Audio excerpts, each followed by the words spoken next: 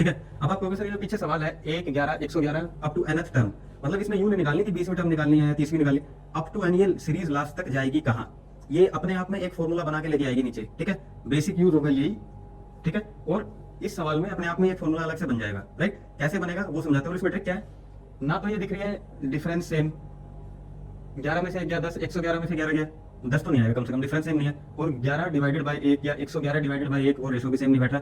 तो अब आप कहोगे सर ना तो ये अर्थमेटिक प्रोग्रेशन नजर आ रहा है ना ये ज्योमेट्रिक प्रोग्रेशन नजर आ रहा है, तो ये है क्या? और फिर आप कह रहे हो ऊपर से सॉल्व होगा ये आपका एपी सीरीज से ही, क्योंकि उसी का सब टाइप है, इसीलिए इंपॉर्टेंट क्वेश्चन है। थोड़ा सा इसके अंदर कार्यक्रमों में करना पड़ेगा इसको एपी सीरीज के इक्विवेलेंट कन्वर्ट करने के लिए। और ये 3-4 सवाल है, सभी ऐसे ही है और इसी के अंदर सब ट्रिक है, बस समझनी है। उसके बाद देखते ही 1 मिनट में उड़ाओगे क्वेश्चन को, देखते ही।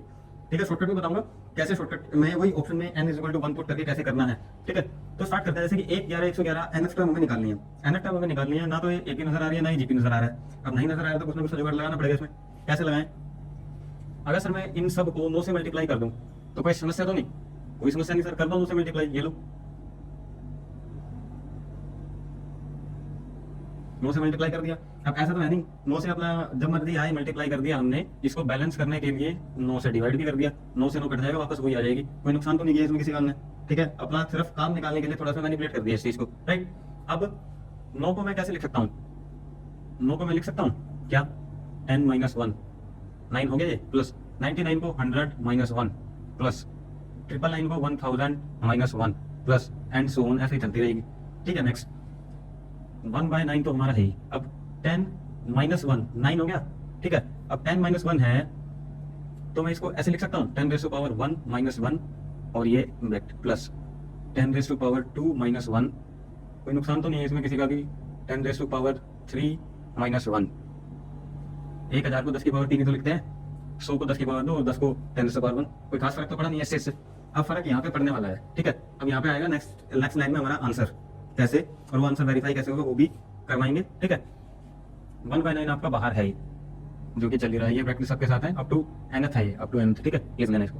अब 10 की पावर 1, 10 की पावर 2, 10 की पावर 3, यानी कि 10 100 1000 10,000 lakh 10 lakh crore and so on, वही कॉन्सेप्ट पुराना। तो सो ये हो जाएगा 10⁻n, कुछ गलत तो नहीं लिखा मैंने इसको, वहां तक जब nth टर्म तक जाएगा तो -1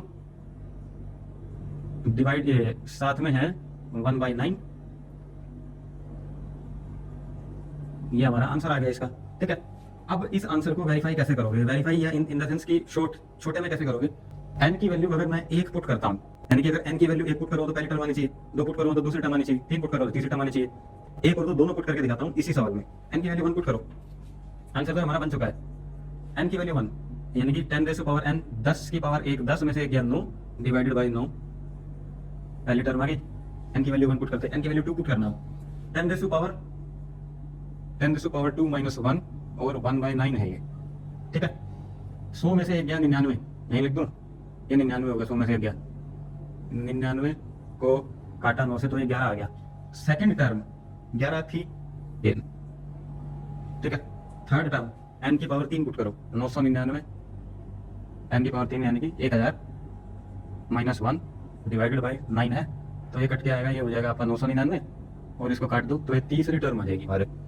ये हो गया छोटा तरीका, यानी कि nth टर्म पूछ रहे हैं हमसे कि n 1 पुट करने पे क्या आ रहा है, 2 पुट करने पे क्या आ रहा है, या ये सीरीज लास्ट तक कहाँ जाएगी? सर ये सीरीज लास्ट तक ऐसे आएगी।